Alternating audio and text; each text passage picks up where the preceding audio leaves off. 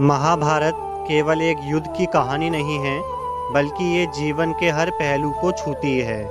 धर्म, नीति, कर्म, अहंकार, मोह, प्रेम और बलिदान। आज हम बात करने वाले हैं ऐसे 15 कारण के बारे में। पहला कारण, धर्म का पालन हमेशा सर्वोपरि है। युद्ध में श्री कृष्ण ने अर्जुन को समझाया, धर्म से बढ़कर कुछ नहीं। अगर जीवन में कोई निर्णय लेना कठिन हो जाए तो उसे धर्म और सत्य के आधार पर लो।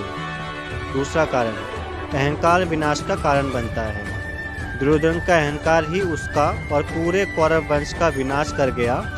हमें सदा विनम्र और संयम रहना चाहिए। तीसरा कारण, सही सलाह और मार्गदर्शन अनमोल होता है। अर्जुन को युद्ध जीतने में सबसे बड़ी भूमिका श्री कृष्ण की सलाह की रही। जीवन में एक योग्य मार्गदर्शन होना जरूरी है। चौथा कारण, कर्म करो, फल की चिंता मत करो। कर्मणा विद्यारस्ते माँ फलेषु कदाचना। श्री कृष्ण ने ये संदेश दिया कि हमें सिर्फ अपने कर्म पर ध्यान देना चाहिए, फल अपने आप मिलेगा। पांचवा कारण, मोह और लोभ से दूरी रखें। भीष्म पितामह और गुरु द्रोण अपने मोह और पक्षपात के कारण अधर्म के साथ खड़े हो गए, जिससे अंत में उन्हें पीड़ा और हार मिली। छठा कारण, स्त्री का सम्मान आवश्यक है। द्रौपदी के चिरहरण ने महाभारत की नींव रखी। यही सिखाती है कि नारी का अपमान समाज और वंश के पतन का कारण बनता है। सातवां कारण, धर्म और संयम बड़ी ताकत है। पांडवों ने 13 वर्षों का वनवास सहा, हर अपमान झेला, पर उन्होंने संयम नहीं खोया और अंत में विजयी हुए। आठवां कारण, चतुराई और रणनीति आवश्यक है।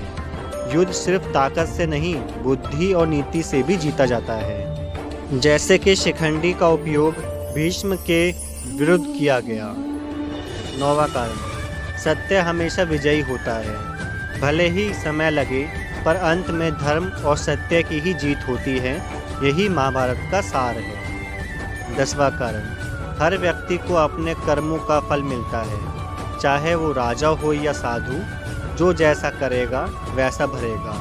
कर्म का सिद्धांत अटल है। 11वां कारण, जो दूसरों के लिए जाल बिछाता है उसमें खुद फंसता है। दुर्योधन ने पांडवों के लिए षड्यंत्र रचा, लेकिन अंत में वही उसके लिए मौत बना। 12वां कारण, हर परिस्थिति में अपने विवेक बनाए रखें। अर्जुन ने युद्ध में भी अपने विवेक को खोने नहीं दिया, इसलिए वह विजयी बना। 13वां कारण, योग्य व्यक्ति को उसका अधिकार मिलना ही चाहिए। पांडवों ने उसका हक छीन लिया, पर अंत में उन्हें ही मिला जो उनका था।